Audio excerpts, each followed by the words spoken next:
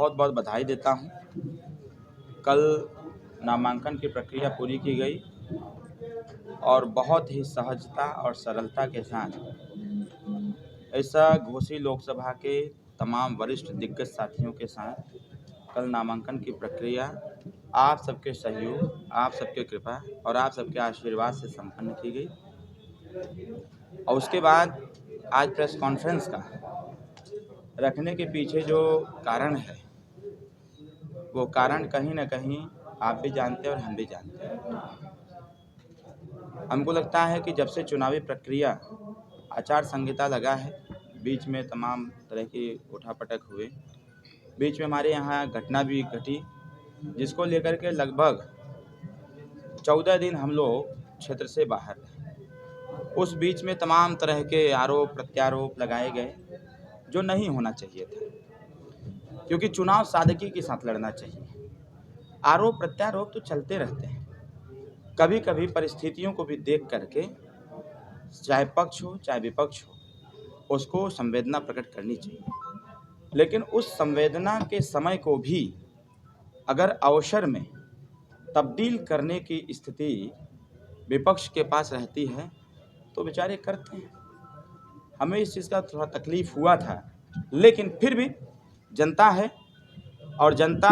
तो सत्ता परिवर्तन भी करना जानती है, सत्ता से हटाना भी जानती है, सत्ता में लाना भी जानती है। और कई दिनों से हम देख रहे हैं, हम सबके नेता माननीय ओम प्रकाश राजभर जी जो राष्ट्रीय अध्यक्ष हैं, उत्तर प्रदेश सरकार के एक मजबूत मंत्री के तौर पर भी हैं और एनडीए गठबंधन में एक मजबूत पार्टी के तौर पर भी हम लोग पूर्वांचल में दस्तखत देते रहते हैं बार बार, हर बार, क्योंकि विपक्ष के पास कोई एजेंडा नहीं है। घोसी लोकसभा के सर्वांगीण विकास के लिए कोई एजेंडा नहीं। एक नाम का हमको लगता है कि विपक्ष के लोग बार बार उस नाम की चर्चा कर रहे हैं। हम तो ये जरूर कहना चाहेंगे कि विपक्ष के जो लोग भी हैं और उस नाम का सदुपयोग कर रहे हैं, तो सबसे पहले उनके आदर्शों पर चलने की आवश्यकता है, क्योंकि एक आदर्शवादी विचारधारा के साथ ही हम विकासवादी कार्य की जो कल्पना है, और ही सिर्फ एक कल्पना ही नहीं, उसको हम आगे मूर्त रूप में भी ला सकते हैं। आज के प्रेस कॉन्फ्रेंस में हम तो ये कहेंगे कि कल नामांकन दर्ज हुआ और चुनावी समर में हम सब लोग कूद पड़े हैं। बात होनी चाहिए इस क्षेत्रीय मुद्दे पर। जिस प्रकार से बार बार विपक्ष के द्वारा ये कहा जा रहा है, एक प्रश्न भी पूछे जा रहे हैं कि ये बताने का काम करें कि आखिर उत्तर प्रदेश और देश की सरकार ने जो घोसी के लिए क्या किया, तो वो वाला तो गाना तो सेट हो जाता है, जो कोई नहीं किया वो भाजपा सरकार ने करके दिखाया है। और मैं भी पूरे क्षेत्र का भ्रमण कर रहा हूँ, कहीं न कहीं जो जनता की आवाज़ है, जो जनता की सोच है, इस बार के लोकसभा के चुनाव में जो जनता मतदान करने के लिए कटिबद्ध, तत्पर और तैयार है, वो कहीं न कहीं जातिवादी विचारधारा, जातिवादी मानसिकता से उठ करके व्यवहारवादी विचारधारा और विकासवादी विचारधारा के आधार पर मतदान करना चाहती है।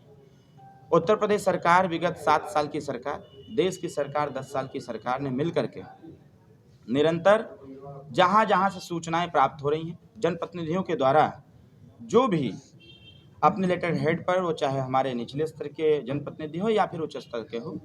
जो लोग भी सूचना सरकार को दे रहे हैं, कहीं न कहीं उस समस्या का समाधान भी हो रहा है। हमारी प्रथम प्राथमिकता है कि जैसे भी बहुत सारे मुख्य रास्ते अंडर कंस्ट्रक्शन है, निर्माणाधीन भी हैं, चल भी रहे हैं। हमारा प्रयास ये रहेगा कि विगत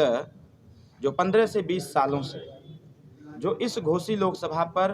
ध्यान नहीं आ पा रहा है केंद्र सरकार का, हमारा प्रयास ये रहेगा कि आने वाले 5 साल में अगर जनता ने अवसर दिया तो विगत 15 सालों का जो एक प्रकार से बजट का जो हिसाब किताब है, उसको हम माननीय प्रधानमंत्री जी, माननीय गृह मंत्री जी से बातचीत करके उसको यहाँ लाने का भी काम करेंगे। दूसरी बात यह है कि मुख्य रास्ते बन जाने से गांव का विकास नहीं होता है। कहीं न कहीं मुख्य रास्ते से जो कनेक्ट हैं हमारे गांव के रास्ते, और वो गांव के रास्ते पंचायती राज विभाग, पीडब्ल्यूडी और प्रधानमंत्री PMJSY के द्वारा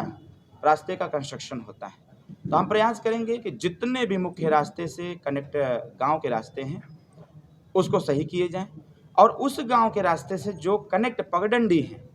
उसको भी दुरुस्त किया जाए पंचायती राज विभाग के द्वारा। हमारे माननीय मंत्री कैबिनेट मंत्री श्री AK शर्मा जी के द्वारा अपने इस घोसी लोकसभा के जितने नगर हैं उसमें कहीं न कहीं विकास कार्य किए जा रहे हैं और वो दिख भी रहा है। पहले तो कुछ दिखता नहीं था, लेकिन भारतीय जनता पार्टी की सरकार में दिख भी रहा है। हम लोग भी प्रयासरत हैं कि जिस प्रकार से गांव में अभी विगत दिनों तमाम तरह की ऐसी घटनाएं आप सबके भी संज्ञान में आई, हमारे भी संज्ञान में आई कि जब 24 घंटे बिजली का संकल्प हमारी सरकार ने लिया हुआ है, उसको 17 घंटा, 18 घंटा, 20 घंटा, 21 घंटा तक ले जाते स्थिति थोड़ी सी ऐसी बन जा रही थी कि जो जर्जर तार हैं, जहां नहीं बदले गए हैं, ऐसे तार कहीं न कहीं विद्युत प्रवाह लगातार होने के नाते हीट होकर के वो टूट के गिर जा रहे हैं और उससे तमाम तरह की आगजनी भी हो रही है, तमाम तरह के एक्सीडेंट भी हो रहे हैं। तो हम सबका प्रयास दूसरा रहेगा, जैसा कि माननीय AK शर्मा जी के द्वारा बार-बार इस चीज़ की घोषणा भी की जा रही है, तो हम भी सहयोग करेंगे आने वाले समयों में पूरे घोसी लोकसभा के ग्रामीण क्षेत्रों से या फिर शहरी क्षेत्रों में जो भी तार जर्जर हो गए हैं उसको दुरुस्त करके 24 घंटे बिजली का जो संकल्प है चुनाव के बाद 6 महीने में हम लोगों का लक्ष्य है कि 6 महीने के अंदर 24 घंटे बिजली का संकल्प पूरा किया जाए। तीसरी बात है, मैं क्षेत्र में भ्रमण कर रहा हूँ और बार-बार क्षेत्र में तमाम तरह की घटनाएं घटित हो रही हैं, सूचनाएं भी मिल रही हैं कि इमरजेंसी पीरियड में जब मऊ जनपद से कोई व्यक्ति अपने पेशेंट को लेकर के बनारस या लखनऊ या गोरखपुर जा रहा है, तो जो उसके परिवार का मरीज है कहीं न कहीं दम तोड़ दे रहा है। तो ये चीज़ें कई जगह से, कई गाँवों से हमको लोगों का सुझाव भी आया कि क्यों ना मऊ में एक मिनी PGI या फिर PGI को स्थापित किया जाए। मेरा तो लक्ष्य है कि PGI को ही स्थापित किया जाए मऊ में, क्योंकि ये सिर्फ मऊ को ही नहीं देखेगा, कहीं न कहीं मऊ से सटे हुए बलिया है, बिहार है, गाजीपुर है, देवरिया का सटा हुआ एरिया है, अपने आजमगढ़ में PGI है। इधर हम बिहार के भी कुछ जनपदों को हम टारगेट में रखे हुए हैं कि जो इस रास्ते से होकर के लखनऊ जाते हैं और मऊ आते-आते उनका मरीज दम तोड़ देता है। बलिया के लोग चलते हैं तभी मरीज दम तोड़ देता है। तो हमारा प्रयास रहेगा कि यहाँ पर PGI को स्थापित किया जाए, जिससे स्वास्थ्य संबंधी जो सेवाएं हैं उसको सुदृढ़ किया जाए। चौथी चीज़ हमारी जो प्लान में है, लगभग 2.5 साल से हम लोग पत्राचार के माध्यम से माननीय प्रधानमंत्री जी से, क्योंकि हमारे पार्टी के एजेंडे में भी है कि समान शिक्षा का व्यवहार इस प्रदेश और देश में लागू हो, उसी के अनुसार हम लोगों ने लगातार पत्राचार के माध्यम से और कईयों बार माननीय ओम प्रकाश राजभर जी के द्वारा माननीय मुख्यमंत्री योगी आदित्यनाथ जी से इस चीज़ की मांग भी की गई कि अमीर और गरीब के बेटे जो शिक्षा में दोहरी व्यवस्था है उसको एक रूपता देने की आवश्यकता है।